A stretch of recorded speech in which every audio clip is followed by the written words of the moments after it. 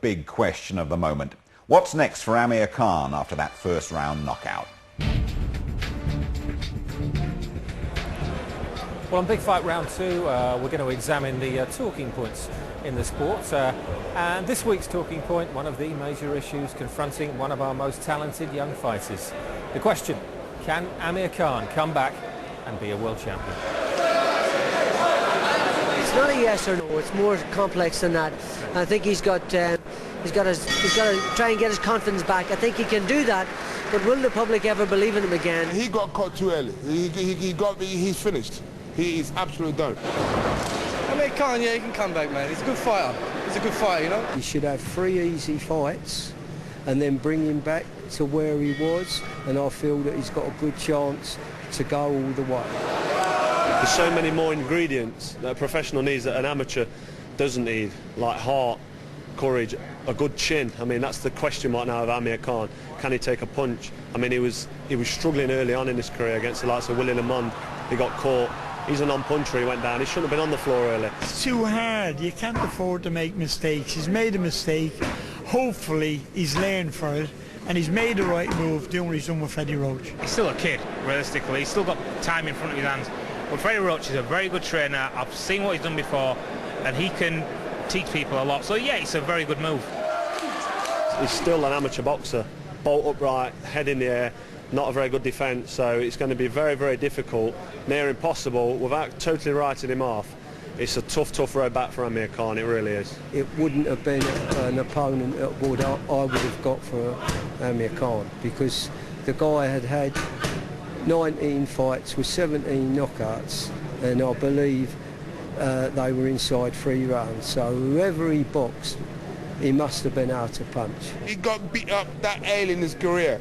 People can talk about weak chin or whatever. He shouldn't get found out that early in his career. He got found out early. Everyone gonna steam onto him. Forget about that. He's finished. History. Believe me. I want him to. It'd be brilliant if he can do it. But at the minute, he's still got to prove he's the best in Britain, the best in Europe. He's got Freddie Roach in his corner. That's a good thing, isn't it, Freddie Roach? That's a very good thing, and he should have gone and got that before now. Because the one thing I always harped on about and repeated myself over and over again was that he needs to learn how to fight on the inside and basically to block hooks, because I can see it all the time in the amateur game. They don't train you to cope with hooks from around the side, and I just thought that was always going to be a problem for him. And he just, you know, they should have done this before now. Nevertheless, it's a good move. It's a wise thing to do. But the old saying remains: you can give him everything, but you can't put muscles on his chin. If he can't take a shot, will he ever be able to take a shot? And I just hope that I'm wrong, and hope that he can come back, because he's a lovely, lovely fella, and they're a great family, and I just hope that he can make a comeback, but I'm not sure he can. So you pay your money, you take your choice. I must admit, I fall into the view that it isn't the end for Amir. I think he will come back. It'll be a long, tough road for him. What about you, John? What do you think? Well, it was a bad knockout, wasn't it? He's got a long way to come back from that, and Freddie Roach isn't going to be able to work miracles over in Los Angeles in the space of 6 weeks. I don't think he's suddenly going to transform him into a different fighter. You know, Amir has got immense talent, we know that, but every boxer in the world now will have seen that. Every lightweight around will have seen that, and he's got to cope with that, because they're all going to go looking for him. Yeah, I mean, the lightweight division is a hotbed of talent there. There isn't a weak champion. You've got Nate Campbell, you've got Pacquiao moves to lightweight. But he can't think about those guys yet. He's got to think about getting his own act together, isn't he? Absolutely, yeah. And, you know, if I had anything to do with it, I would say to Amir, you know what? There's only one way to get to the top, and you've got to go right back to the British Championship. Start there. And, you know, he needs about maybe 2 or 3 fights before a British title fight to regroup, get yourself together again. And then if he's good enough for that, then move on to the European, where Thaxton's champion now. Those are the guys that he should be fighting. You know, John Murray, John Thaxton. John Murray, the British champion, of course. British champion, yeah. And if he can beat those guys, then he starts talking about world championships. His one saving grace is that he's 21 years old, so it's not like he's 29 or 30. He's got time to regroup and come back. Did you have a similar experience? Yeah, I slipped once in a fight, Jim, and slipped. Yeah, some bloke counted to 10 above you. Yeah, my trainer put a blanket over me and a pillow under me and just tucked me up for the night. But yeah, I had a very similar experience. I lost my bantamweight world championship, but 2 fights later, I was world champion again for the 3rd time. But I was brought back nice and steady. My first fight back was a very low-key fight against Peter Buckley.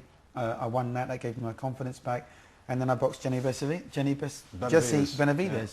See, the problem with Amir, though, is that he's sold as a headline act, isn't he? Yeah. And that's the problem. So it's very difficult to slide Amir into a comeback fight like somebody like a Peter Buckley. You know, he's the one who puts bums on seats. So the paying public, if they're going to go along, they're going to go and want to see him fight somebody significant. I think it's not impossible. He could still wind up fighting Derek Gaynor. Actually, I think that could certainly happen somewhere not far down the road. Duke, if you'd have been involved in the rehabilitation of Amir Khan, and there were a few whispers to that effect, what would you say to him?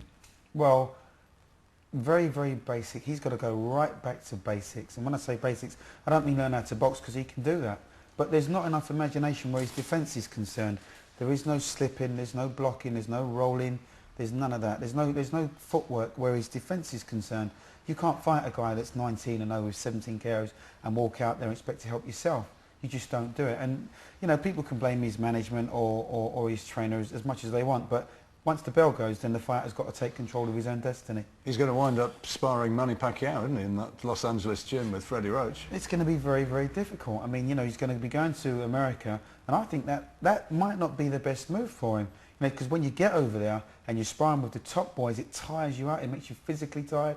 So by the time he gets back over here, you know, it wouldn't be surprised if he needs maybe like a week off training before we gets any real benefit out of it. Okay, Duke. John, thank you very much indeed. I think